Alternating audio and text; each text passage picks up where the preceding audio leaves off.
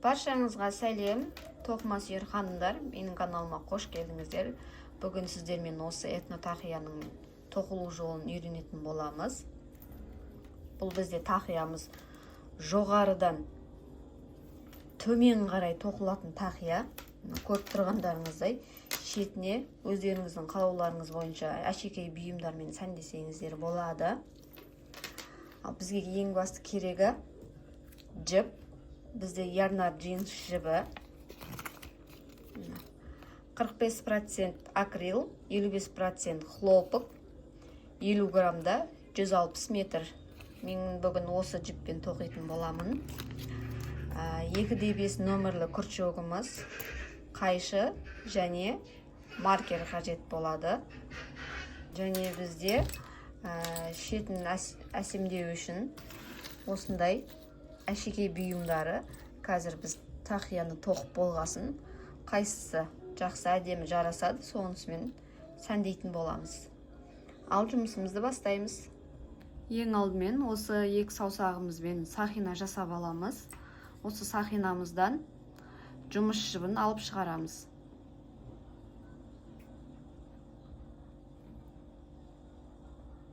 Міне. Енді осы жұмыс жібімізден 5 воздушный петля көтереміз. 1, 2, 3, 4, 5.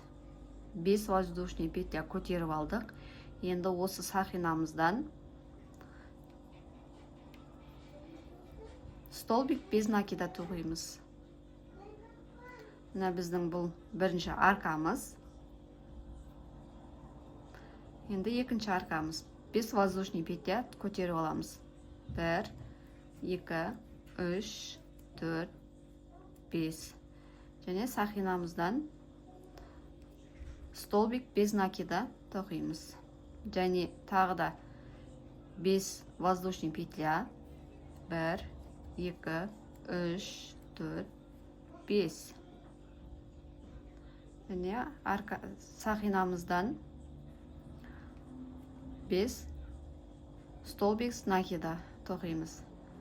Бізде осындай арқадан 6 штук қажет.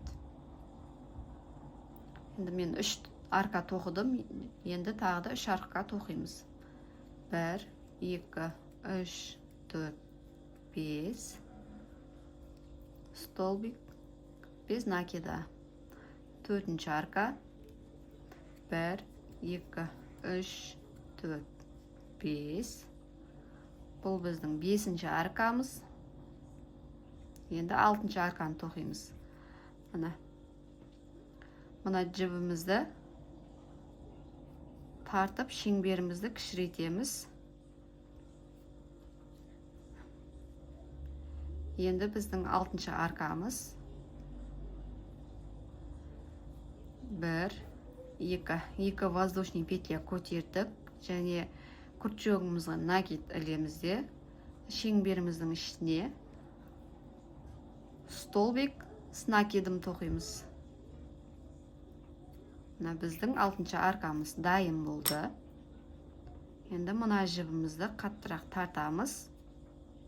Мына біздің тақиямыздың бірінші қатары дайын болды. Енді екінші қатар тоқимыз. Екінші қатарда 6 воздушный петля көтеріп аламыз. 1, 2, 3, 4, 5, 6. Және міне бірінші қатарымыздың бірінші арқасына столбик без накида тоқимыз. Енді екінші арқамыз. 1, 2, 3, 4, 5, 6. Және екінші арқаға столбик без накида тоқимыз. Міне осылай қатардың соңына дейін келеміз. Міне мен 5-ші қатардың арқасын тоқып біттім. Енді 6-ші арқаны тоқимыз. Бұда енді 3 воздушный петля көтереміз. 1, 2, 3. Күртшөгімізге 2 накид ілеміз. Және міне бірінші арқамыздың мына сақинамызға столбик с накида тоқитын боламыз.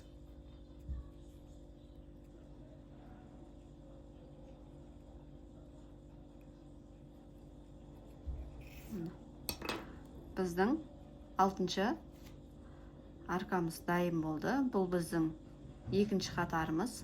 3-ші қатарымызда дәл осылай 6 воздушный петлядан тоқылатын болады. 1, 2, 3, 4, 5, 6. Бірінші аркаға столбик без накида. 2, 3, 4, 5, 6. Осылай қатардың соңына дейін тоқисыздар.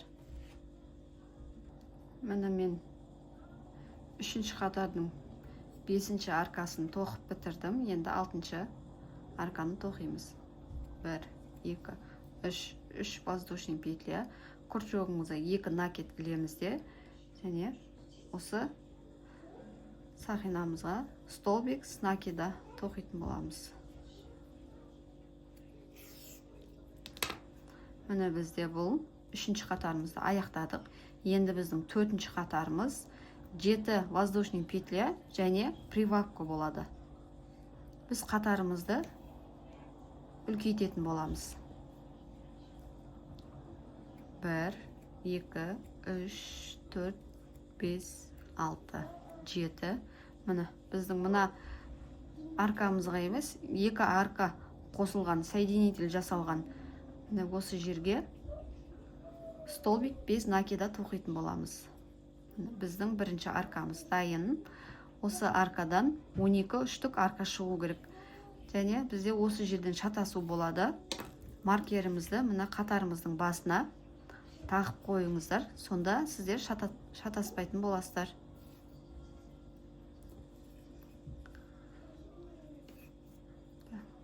Жеті воздушный петля көтеріп аламыз.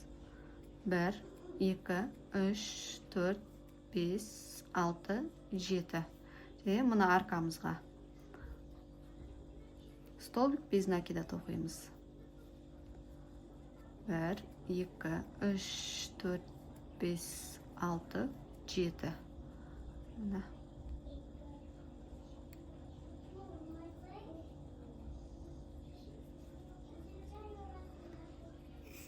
Осылай қатардың соңына дейін тоқимыз.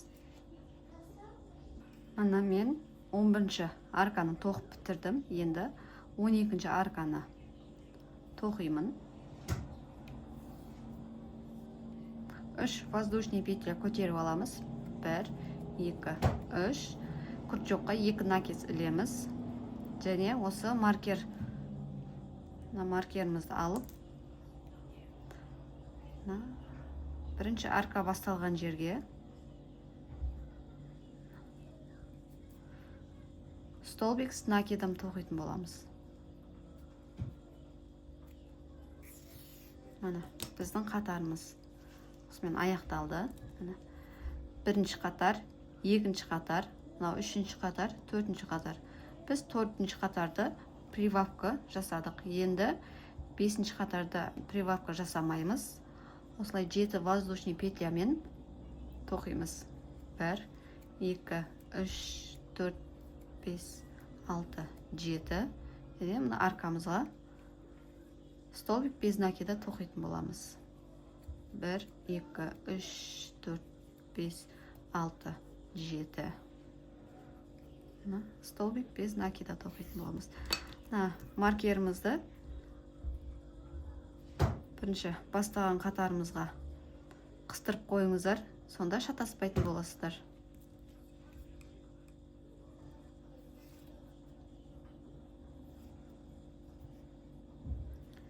1, 2, 3, 4, 5, 6, 7. 1, 2, 3, 4, 5, 6, 7.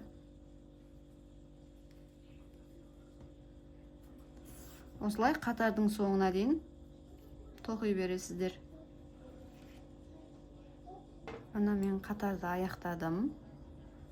3 воздушный петля көтеріп аламыз. Күртшегімізге 2 накид іліп, маркер тұрған жерге столбик с накидом тоқитын боламыз. 1, 2, мына 5-ші қатарды аяқтадық. 6-ші қатарымызда дәл осындай 7 воздушный петлядан тоқитын боламыз. 1, 2, 3, 4, 5, 6, 7. Екінші аркамызға столбик без накида.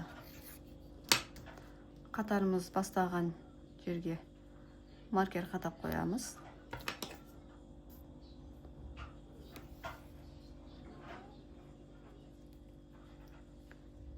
Bir, 2, 3, 4, 5, 6, 7.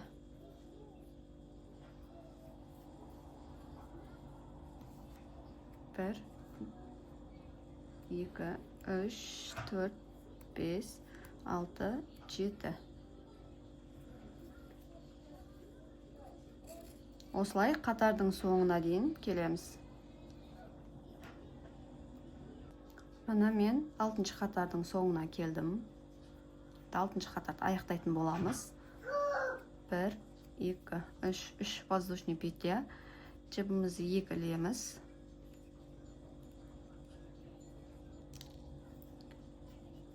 Жібімізді екілеміз және столбик с накидом тоқимыз. Мына біз 6-ші қатарды аяқтадық. Енді біз 7-ші қатарымызда прибавка жасаймыз.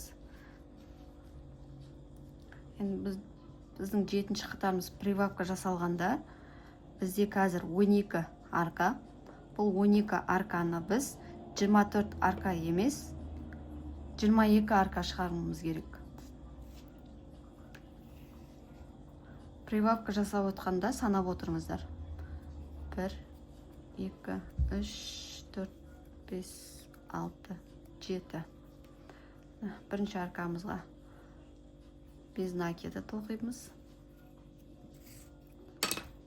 Маркерді қатап қойыңыздар.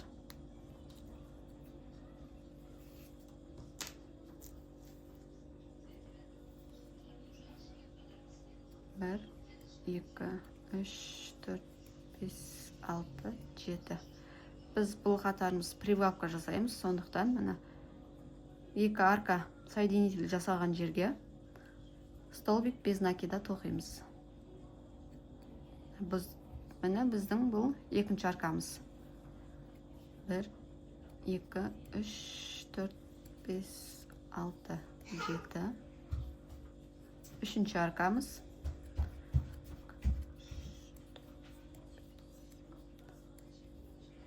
4-ші аркамыз. Әр арканы тоқығанда санап отырыңыздар. Шатаспас үшін бізге 24 арка емес, 22 арка шығаруымыз қажет. Мына мен 7-ші қатардың соңына келдім. Бізде 7-ші қатарымыз прибавка болды. Бұл прибавкада біз 24 арка емес, 22 арка шығаруымыз қажет. Аркаларымыз санаймыз. 1, 2, 3, 4, 5, 6, 7, 8, 9, 10, 11, 12, 13, 14, 15, 16, 17, 18, 19, 20, 21 және 22-ші арканы тоқитын болам. 3 воздушный петля көтеріп аламыз. 1, 2, 3. Күртшекқа 2 накид іліп, және осы соединитель жасалған жерге столбик с накида тоқимыз. Мына біздің 7-ші қатарымыз аяқталды. Енді 8-ші қатарды тоқитын боламыз. 8-ші қатарда 7 воздушный петля. 2, 3, 4, 5, 6, 7. Бірінші аркамызға столбик без накида тоқимыз.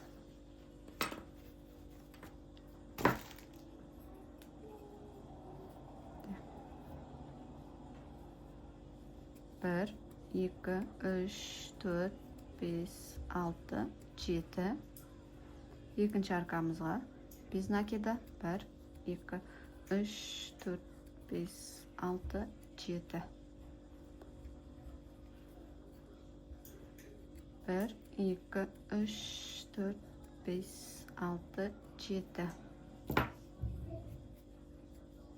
1, 2, 3, 4, 5, 6, 7.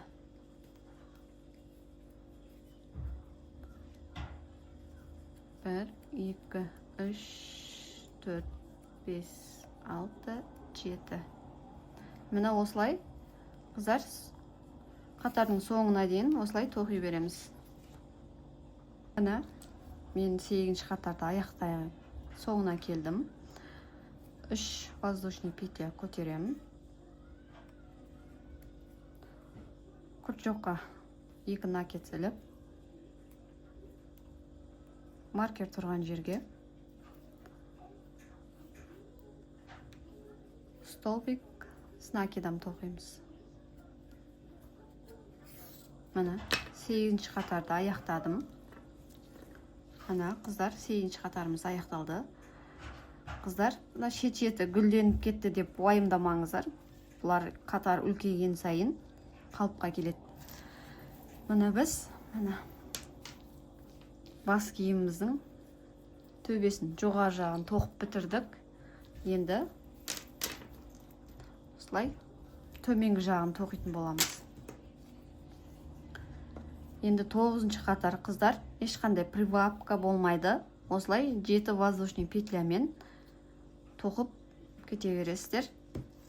Бұл жерде мен неше қатар тоқыдым. Ана бұлай санайсыздар.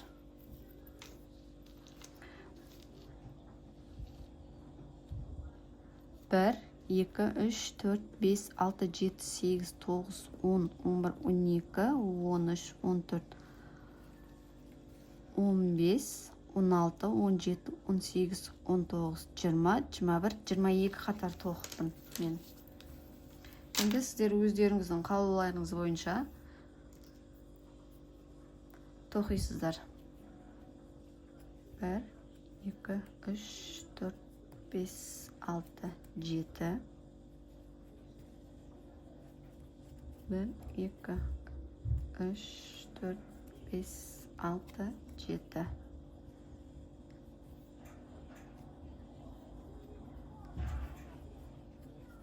1, 2, 3, 4, 5, 6, 7. Қыздар, тоқып бастағанда қатардың бірінші қатарға басына маркер қоюды ұмытпаңыздар. Себебі қатардың соңына келген кезде шатасып, бұлай қатарды жалғастырып тоқып кетулеріңіз мүмкін. Мен көбінесе маркер тақпаймын, өйткені өзім осылай үйреніп кеткем. Маркерсіз тоқи беремін.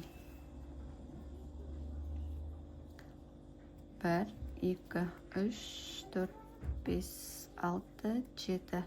Мына қыздар осылай өздеріңіздің қалауларыңыз бойынша қалаған ұзындықта тоқисыздар. Менің мынауым 22-ші қатар екен. Енді 20-ші қатарға келген кезде кездесетін боламыз. Мына қыздар, мен бас киімімізді тоқып біттім. Мен 22 қатар тоқыдым. Сіздер өздеріңіздің қалауларыңыз бойынша қалаған ұзындықта тоқсаңыздар болады. 18 қатар, 20 қатар тоқсаңыздар да болады. Енді біз бас киіміміздің оверлоксын тоқитын боламыз. Бізге мына осы аркаға жұмыс жібін шығарып, столбик без накида тоқитын боламыз. Осы аркамызға столбик без накида 6 штук тоқимыз. 1, 2, 3, 4,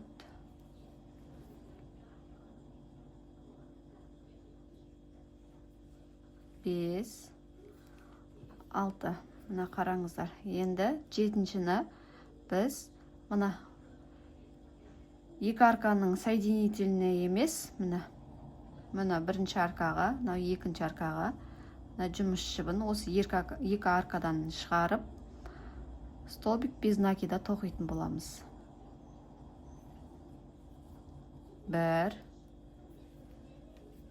2 3 4 5 6 7-ші. Осы екі аркадан 7-ші столбик без накидамызды тоқитын боламыз.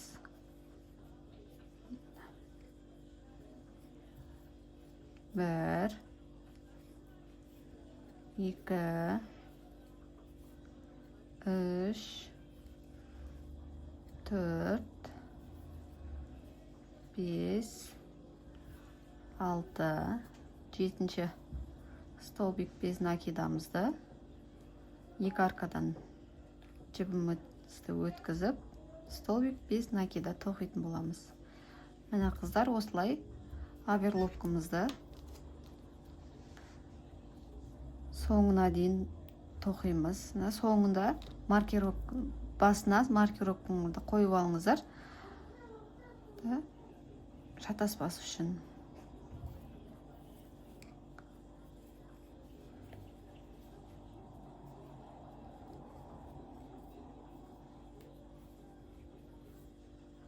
Bir, iki, üç, dört, beş, altı, 7-ші воздушныйымызды екі жіп аркадан өткізіп, столбик без накида тоқимыз. Міне, қыздар, қараңыздар. Мына біздің оверлокымыз әдемі болып шықты. Бұны басқаша тоқсаңыздар да болады. Міне. 1 2 3 4 5 6. Енді 7-ші. 7-шіні мына екі арканың соединитель жібіне өткізіп, осылай тоқып кетсеңіздер де болады. 1 2 3 4. Міне, қараңыздар, қыздар. Осылай тоқсаңыздар да болады. Немесе, екі аркадан жіпті өткізіп, осылай тоқсаңыздар да болады. Өздеріңіздің қалауларыңыз бойынша әртүрлі қылып оверлокын тоқсаңыздар да болады. Мен осылай тоқимын.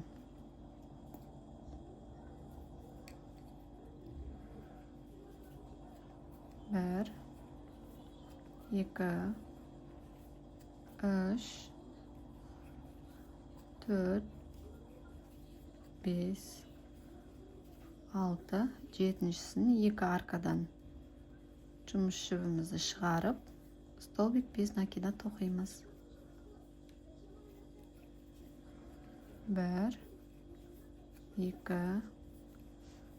3 4 5 6 7-шісімізді екі аркадан жұмыс жібін шығарып, столбик без накида тоқимыз. Қыздар, осылай оверлокымызды соңына дейін тоқып шығамыз.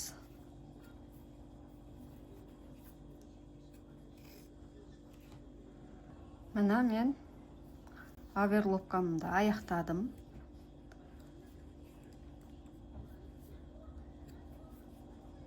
Енді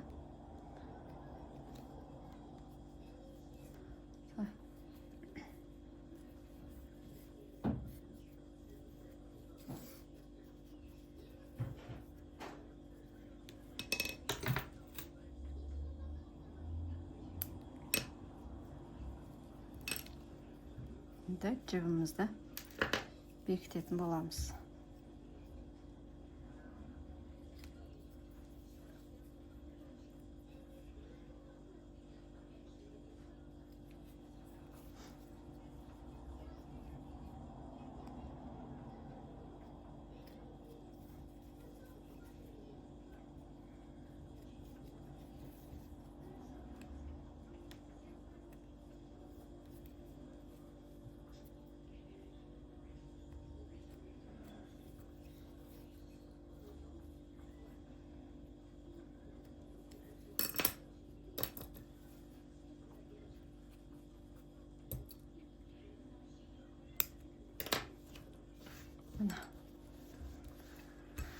Бас киіміміз бітті, аяқтадым.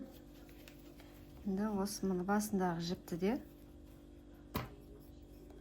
жіптердің арасына өткізіп шешіліп кетпес үшін осылай жасырып қоямыз.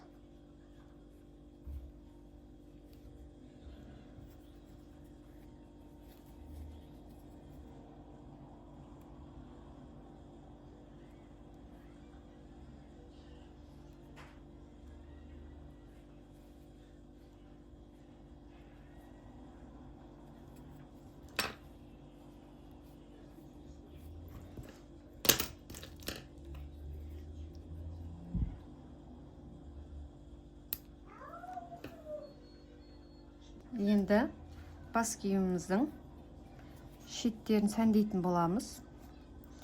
Менімше золотистіге қарағанда серебристі әдемі жарасатын сияқты.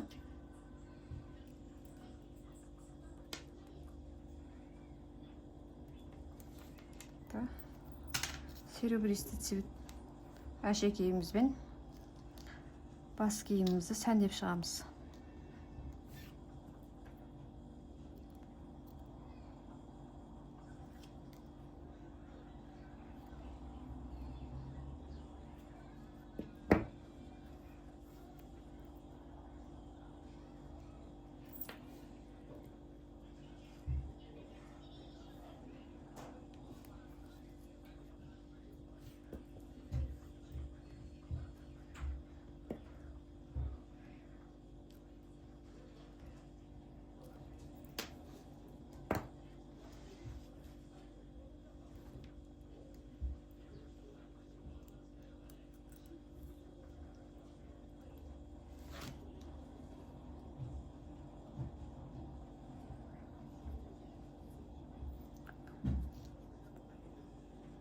Этно бас киімімізді өздеріңіз сәндесеңіздер де болады, сәндемесеңіздер де болады. Бірақ қазір бәрі осылай сәндеп, әдемілеп, неше түрлі тастар жабыстырып тағып жүр. Осы әшекеймен бас киіміміз әдемірек көрінетін сияқты.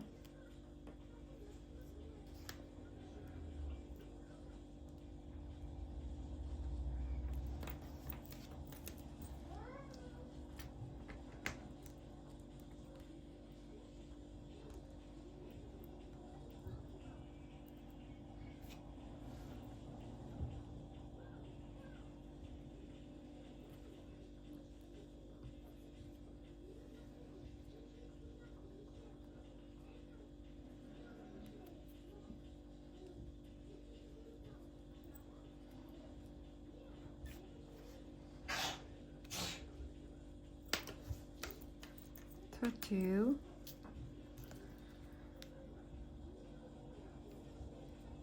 Бесеу. Сіздер тақияны айналдыра сәндесеңіздер де болады, не алдына ғана әшекей бұйым тақсаңыздар да болады. Мен бүгінше алдына ғана тағам.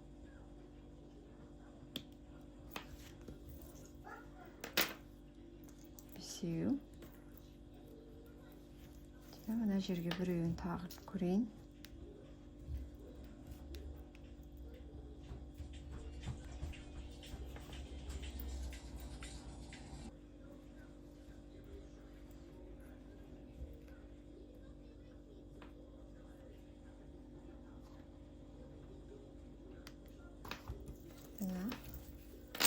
Осымен біздің этно тақиямыз бітті. Қазір мен сіздерге тағып көрсететін боламын. Мына менің этно тақиям. Сіздермен бірге қосылып тіккен тақиям. Видеом пайдалы болса, каналыма тіркеліп, лайк, комментария басып, қолдап кетіңіздер. Келесі видео сабақта кездескенше сау болыңыздар.